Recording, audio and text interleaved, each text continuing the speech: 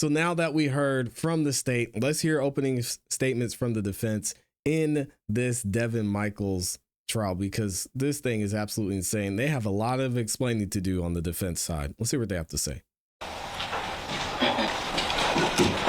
Leo Tolstoy, perhaps one of the greatest authors of all time, in his first book, first novel, Anna Karenina, wrote, first sentence, all happy families are the same.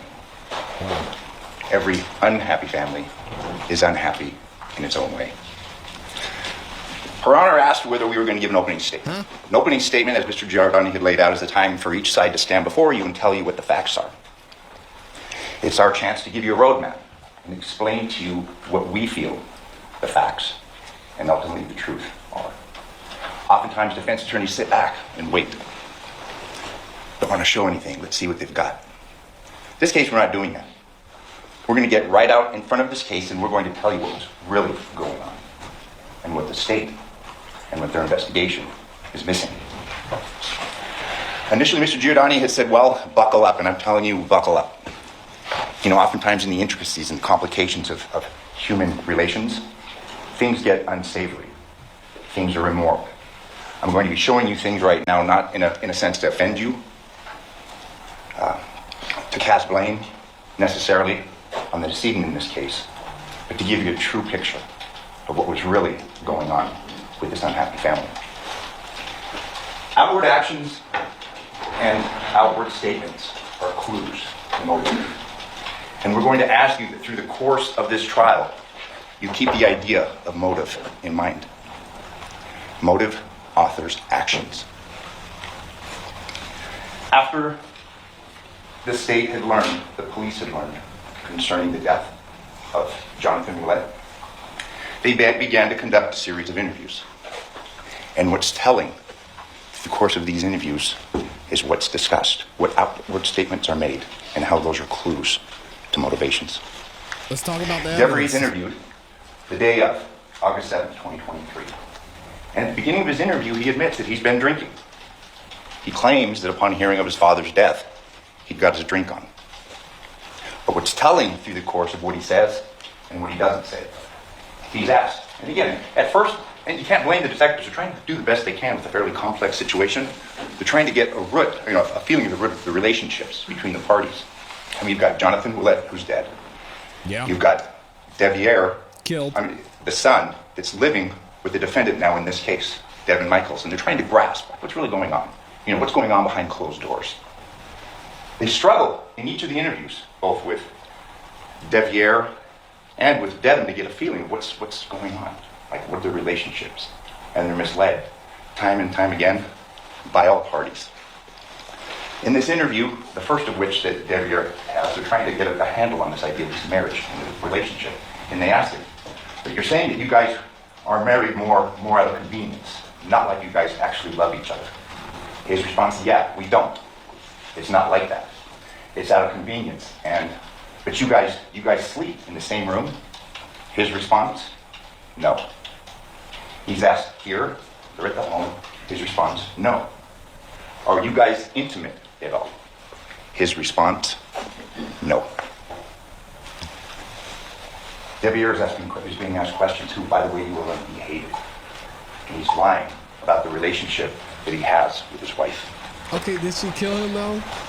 There was some discussion concerning phones, and I'll tell you any more in this modern society. These are the key of most investigations. In fact, the state had said that's why Devyn was ruled out. The location data on the phone didn't track that night to the Paladera residence. That's easily solved. It's easily explained. It was left home. That's it.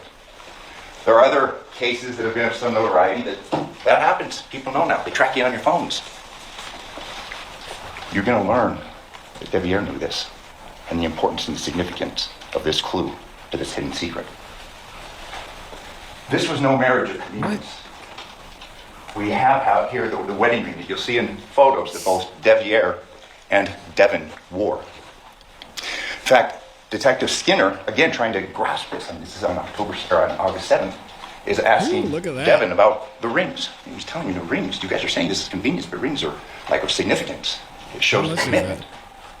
She lays it down as does Devyn. This marriage of convenience is belied by the facts. You have to ask yourself, as these facts unfold, why is Devyn covering for Devyn? And why is Devyn covering for Devyn? This is no sexless union. And again, this isn't to offend, this isn't to shock, but this gives the nature of what's really going on and why that statement was so untrue. I mean, these are pictures taken from their respective phones, and you can see the timestamps. And this will be admitted to you, and you'll be able to consider this in reaching the appropriate verdict in this case.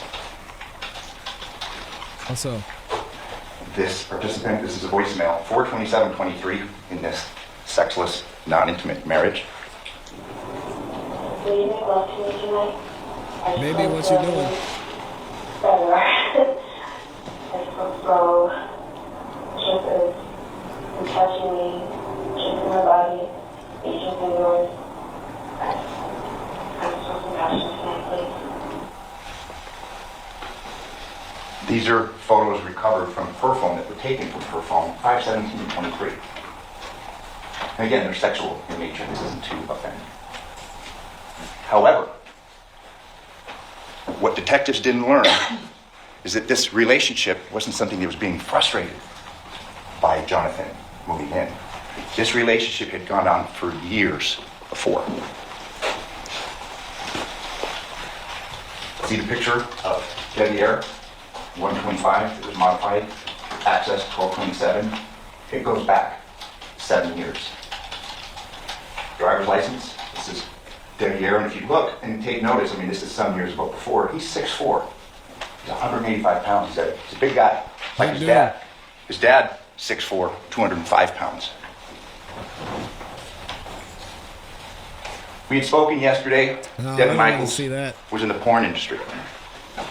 You know, she's not on trial for morality. She's on trial for murder. She had AKAs given know when it's over. her line of work. Devyn was into that. He knew that. He appreciated that. He pursued that. And this illicit relationship began before the relationship had ended with his father. It was done behind his back. Text between Devyn and Devyn. See, notice the photo, it's that same photo I showed you. 19-year-old, he's now 20. Girl, you had me mesmerized last night. You don't have to change a thing. Like that night was hands down the most sensational feeling I've ever felt since I lost my virginity.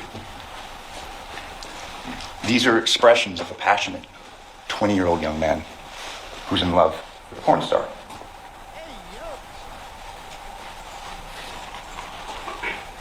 See the dates? Modified 9316. Yeah. That means it was looked at 7/18/26. We've got Devyn, he's 20 here. And I'm going to show you photos to show the identification of what's going on. You've got a penis shot taken from her phone. And you see up in the corner, it's Devyn. So is the case, the facts will show and common sense will dictate that this isn't a case about her wanting to be with Devyn. I love how that went away from the screen, but you can still see it on the screen here. And she kills Jonathan. She's been with Jonathan. What happened on August 7th, 2023 is Devyn was getting kicked out. He was no longer going to be a part of this relationship because the dad he hated, was coming in and not only taking his home, but taking his wife. Again, 2016, and this shows the length. This isn't everything, but we're trying to just present this to you now so you have an idea and you can appreciate the motivations. Tracy, you put the biggest smile on my face. You haven't seen it already. You are the first thing on my mind in the morning, but I can't kiss you in the morning, sadly, but boy, when my lips touch yours, it feels like time stops. For you, my heart races 1,000 miles and never skips a beat. When I have you in my arms, you may as well start a fire in my chest, because no one can make me feel like a melting stick of butter, like you at your best. Just wanted to say you truly outdid the rest. This is 7 years before. Don't worry, at one point I'll be laying next to you, playing with your hair, scratching your back, and whispering something romantic in your ear. Oh. Again, the dates are telling. So sweet. We saw pictures of Jonathan and Devyn and the kids. But if you look at the date here and the time, This is 19-year-old Devyn. Jonathan's not in the picture. Same time frame, you see? This is so weird. Screenshot, 8/23/16. There were a couple. And there were a couple behind Dad's back. Same photo, same time frame, modified 5/9/22. We're coming now to the present. There'd been a long-going, torrid affair, which resulted in a marriage between a son and his father's former girlfriend. This is Devyn receiving a text from Devyn. See, 11/3/21, hope it's good. I was looking if it was good, but I'm looking forward to eating something else later. Her response, Arby's. His, if that's what you call that coochie. Then yeah, I guess so too. So it shows that this was consistent. Gee. Pictures of Devyn on Devyn's phone. You'd see modified, which means looked at 5/15/23. Capture time 5/15/23. Again, the date 5/15/23. I mean, this is clearly an intimate relationship. It's not for the kids. It's not for these perceived medical issues. Devyn is in love with Devyn. Captures on his phone.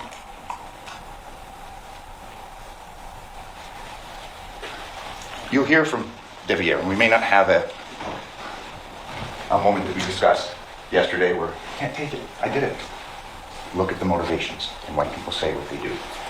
Devyn's 9/14/2023 grand jury testimony. And if I could just ask you a couple more questions about that. Did you and Devyn get married in the traditional sense? And this is under oath in front of the grand jury where there's jurors.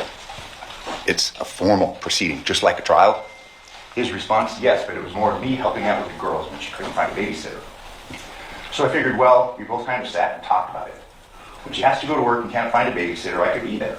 She also had a whole bunch of medical problems, and it's very expensive to keep the girls at daycare when she's sitting in the hospital, so I would normally be there to watch them.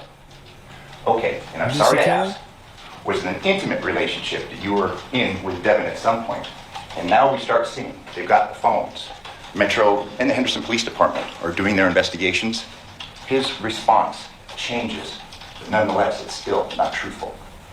Yes, after the first year, it started to get intimate. They were married November 21st, 2021. So if we're to take Devyn at his word, they got intimate after the first year. That gets us to November, December of 2022. The lie and the facts show it. Did it remain intimate up until the time of your father's death? Yes. Movement, but still, there is the clues that give way to the secrets that are being consulted, and the motive for why. In his initial interview, okay, so then you knew he was moving in, and she told you that you were going to have to move out. This is after he's had a few drinks. Probably a lot. His response, recently, yes. It was kind of a short notice, but yeah, and I mean, I know the person he is, and he's referring to his father.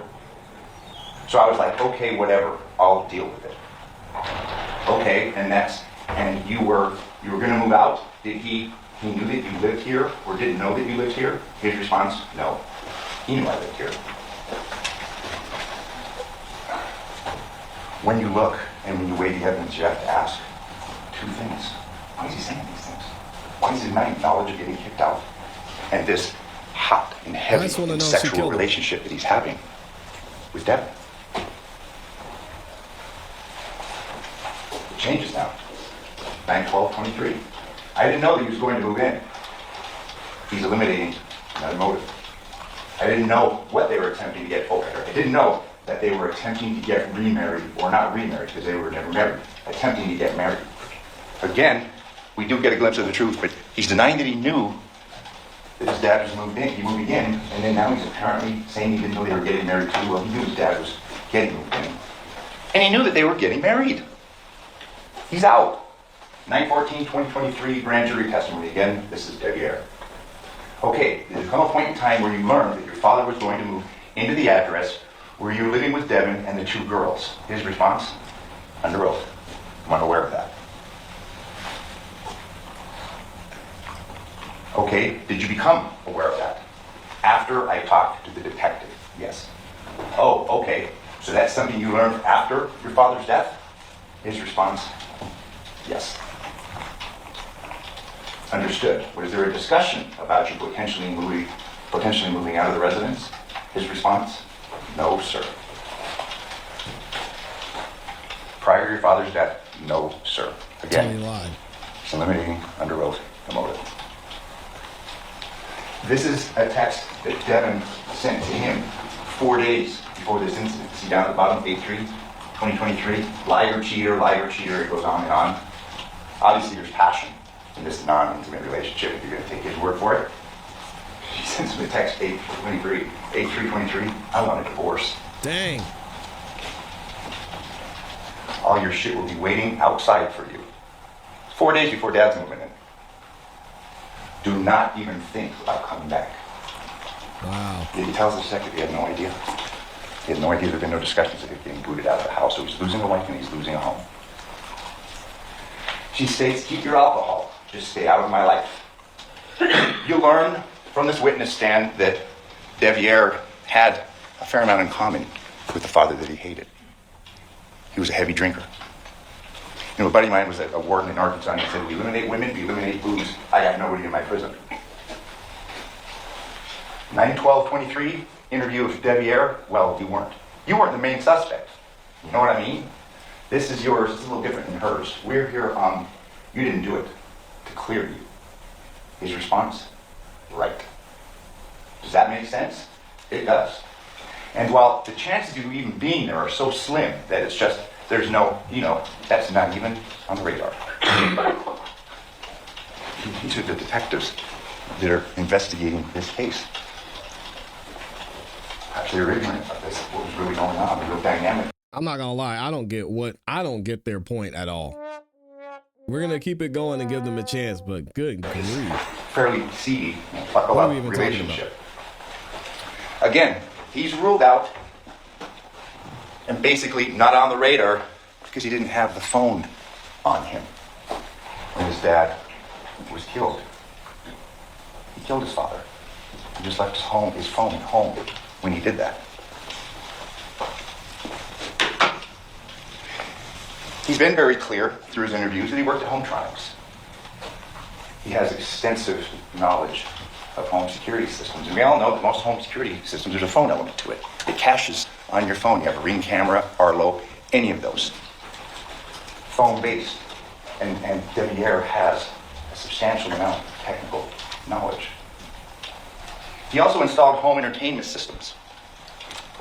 Then you've had speakers put in, TVs put up. You got tools.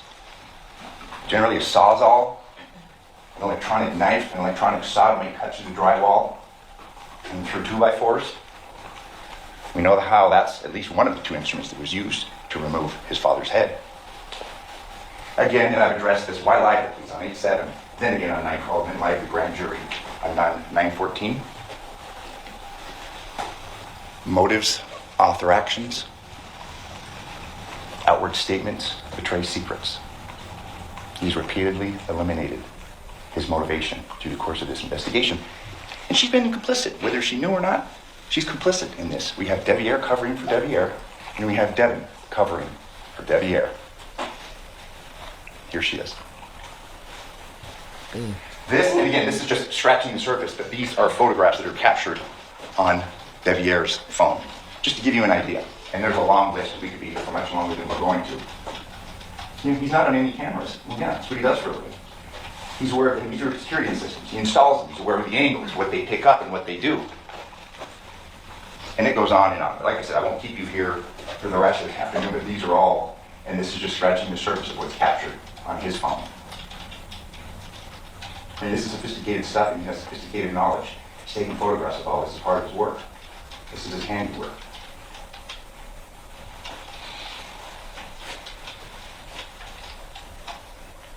And there's a lot of them.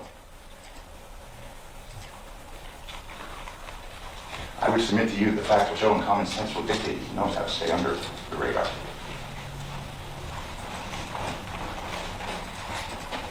He lived at the home where his father was killed. It got too bad between him and his dad. He refers to that house in the Paladera residence with Yoko and her significant other and his dad and Andrea. Jonathan's prior girlfriend was there. He talked about it being a shit show, madhouse. What's He your lived point, there brother? for more than a couple of years. He knew how to get into that house and get out of that house. I'll thumb through these. And again, this is captured on his phone. There's a couple of tools back there. Drill. This is the home that Devyn and Devyn were living at prior to him getting kicked out. It's right here. It's on Porcupine. The person who lives there knows how to escape detection. Leave the front door, come around, you're on Rebecca Street. There's an even simpler route for a guy that's 6'4", 195 pounds. Right out the back door. But they're wondering what it looks like we're studying. Pretty nice. All This this is like there. that. Yeah. The results of the autopsy, homicidal violence, there's no real cause. No one knows for sure. Could have been a shooting. These are pictures on, and there's more, but these are just to let you see what was captured on Devyn Harris' phone. If you look at this is telling, look at the date. Date 7/23. Modify that, it was looked at. The day his dad was killed, or the afternoon, the night following his dad being killed. We looked at that. These are swords that were found in the Porcupine residence. The police went in and searched the residence on 8/7/23. This was the residence that Devyn was living at with Devyn. We got samurai swords on the floor.